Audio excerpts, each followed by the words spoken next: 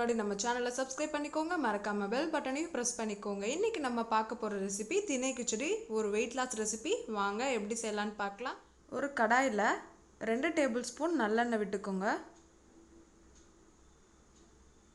எண்ணெய் சூடானதும் ஒரு பச்சை மிளகாய் நறுக்கி வச்சுருக்கேன், அதை சேர்த்துக்கலாம். ஒரு துண்டு இஞ்சி நறுக்கி வச்சுருக்கேன், அதையும் சேர்த்துக்கிறேன்.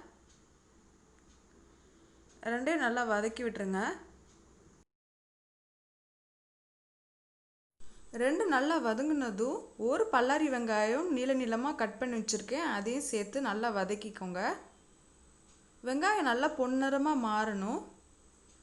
வெங்காயம் நல்லா வதங்கியதும் நறுக்கிய ஒரு தக்காளி, துருவிய ஒரு கேரட், கொஞ்சம் குடமிளகா, 5 பீன்ஸ் கட் பண்ணி வச்சுருக்கிறேன், அதையும் சேர்த்துக்கிறேன். கொஞ்சம் முட்டைக்கோஸ், எல்லாத்தையும் சேர்த்து நல்லா கலந்து விட்டுருங்க. காய்கறிகள் உங்களுக்கு இஷ்டப்பட்ட காய்கறிகள் நீங்கள் சேர்த்துக்கலாம்.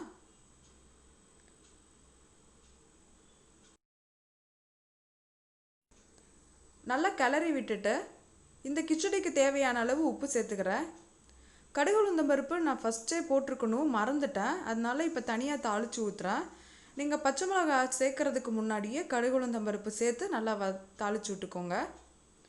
இப்போ எல்லாத்தையும் நல்லா கிளறி விட்டு ஒரு மூடி போட்டு 5 நிமிஷம் வேக விடலாம்.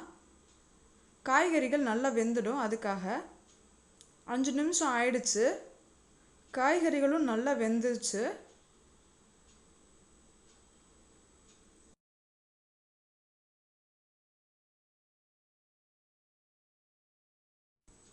இந்த டைமில் நம்ம கிச்சடிக்கு தேவையான அளவு தண்ணி சேர்த்துக்கலாம். இன்றைக்கி நான் 1 கப் திணை எடுத்திருக்கேன், அதுக்காக 2 கப் தண்ணி சேர்க்குறேன். நல்லா கிளறி விட்டுருங்க. தண்ணி நல்லா கொதிச்சு வரட்டும்.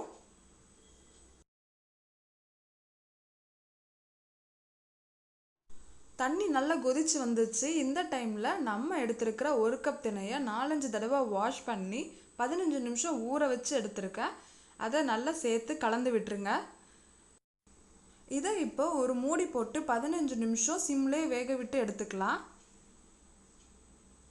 15 நிமிஷம் ஆயிடுச்சு. நம்ம திணை கிச்சடி ரொம்ப அருமையாக ரெடி ஆயிடுச்சு. இந்த மாதிரி அடியில் விட்டு நல்லா கிளறி விட்டுருங்க, இல்லைன்னா சீக்கிரமாக அடி பிடிச்சிடும். திணையில் நிறைய ப்ரோட்டீன்ஸ் இருக்குது, இது ரொம்ப ஹெல்த்தியும் கூட. நீங்கள் வெயிட் லாஸ் பண்ணணும்னு நினச்சிங்கன்னா இந்த ரெசிபி உங்களுக்கு ரொம்ப யூஸ்ஃபுல்லாக இருக்கும். நீங்கள் பிரேக்ஃபாஸ்ட்டுக்கோ இல்லைன்னா டின்னருக்கோ ரெடி பண்ணி சாப்பிட்லாம். இப்போ இதில் ஃபைனலாக கொத்தமல்லி தூவி நம்ம இறக்கிடலாம். நம்மளுடைய திணை கிச்சடி ரெடி ஆகிடுச்சுங்க. நீங்களும் வீட்டில் செஞ்சு பாருங்கள். செஞ்சு பார்த்துட்டு எப்படி இருக்குன்னு எனக்கு கமெண்ட் பண்ணுங்கள். இந்த வீடியோ பிடிச்சிருந்தா லைக் பண்ணுங்கள். உங்கள் ஃப்ரெண்ட்ஸ்க்கும் மறக்காமல் ஷேர் பண்ணுங்கள். நம்ம சேனலையும் சப்ஸ்கிரைப் பண்ணிவிடுங்க. தேங்க்யூ.